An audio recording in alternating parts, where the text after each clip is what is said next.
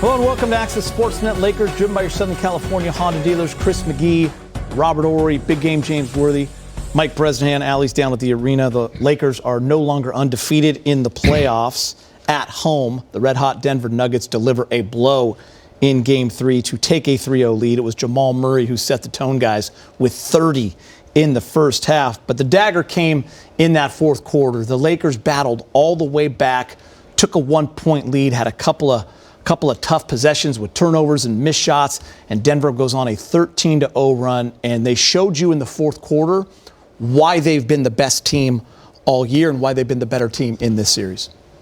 No question, Geeter. There's a reason why Denver has been the best in the West and one of the best teams in the NBA.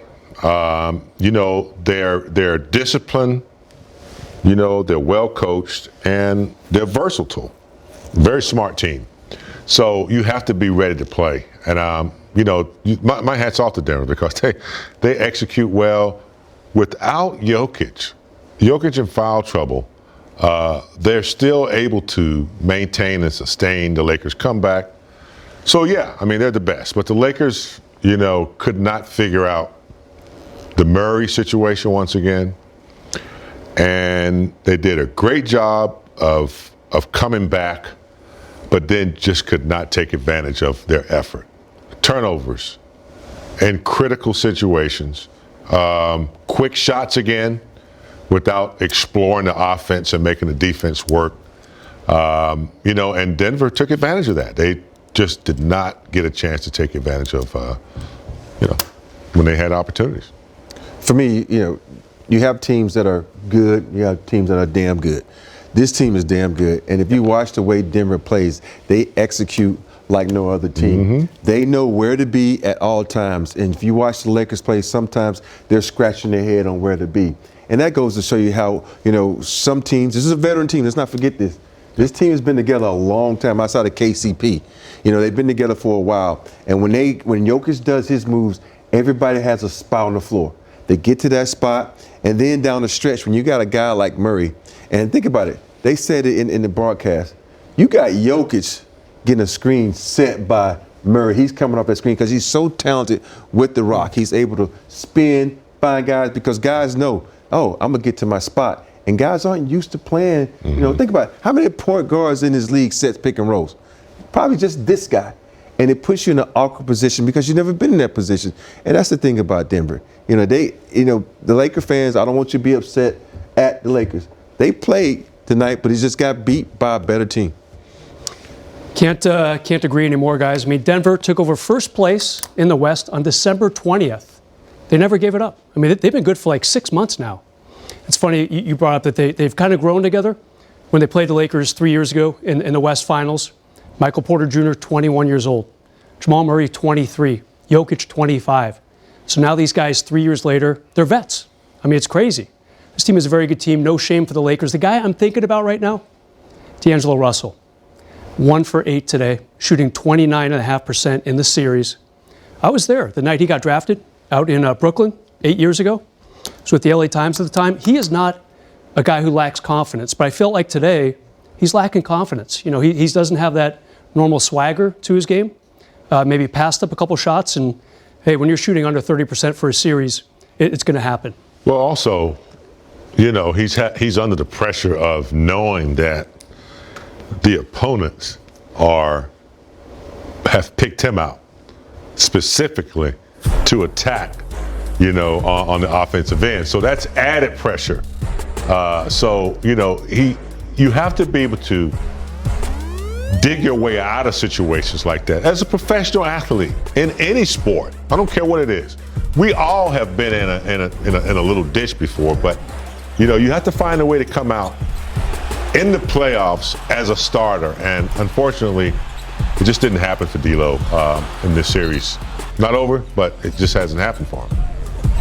Yeah, for me, I've been there, done that in a Lakers uniform where you try your best and shots aren't just falling for you. But you know what? You got to learn how to play defense on the other end and make up for it and to try to get some easy baskets. And for me, in this situation, it's not just D'Lo, it's the Denver Nuggets. Let's get that right.